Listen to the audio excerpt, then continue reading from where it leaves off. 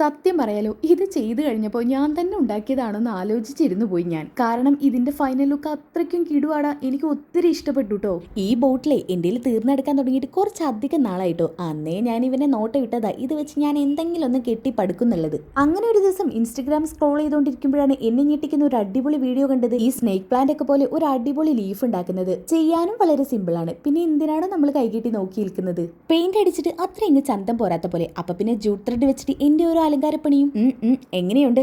അതവിടെ നിൽക്കട്ടെ. ഈ പ്രോസസ്സ് പിന്നെ നിങ്ങൾക്ക് അറിയാൻ മതിയാവും. യൂട്യൂബിലും ഇൻസ്റ്റഗ്രാമിലും ഒരുപാട് തവണ നിങ്ങൾ കണ്ട് മടുത്ത് കാണും. പിന്നെ പ്രത്യേകം പറയാണ്, ഇതൊക്കെ ചെയ്യുമ്പോഴേ പിള്ളേരാണെങ്കിൽ സൂക്ഷിച്ച് വേണം. എക്സാം ടൈം ആണ്, നന്നായിട്ട് പഠിച്ച എക്സാമിന് പ്രിപ്പയർ ആവുക. നമ്മുടെ കൂട്ടുകാർ നന്നായിട്ട് പഠിക്കണം കേട്ടോ. അപ്പോൾ മറന്നിട്ടില്ല, ഷഹാന, റിഫ, ജദ, ആദ്യ, റിയ, നൂറ, മിൻഹ, സഹല, ഷിസ, റാണിയ, അസീം, ഗോപിക. അപ്പോൾ ബാക്കി പേര് നെക്സ്റ്റ് വീഡിയോ. അതവിടെ നിൽക്കട്ടെ. എങ്ങനെയുണ്ട് എന്റെ ഡിസ്ട്രിക്കൂർ? വീഡിയോയിൽ കാണുന്നേക്കാളും നേരിൽ കാണാനാണ് കേട്ടോ ഭംഗി. ഒന്ന് ഉണ്ടാക്കി നോക്കുന്നേ.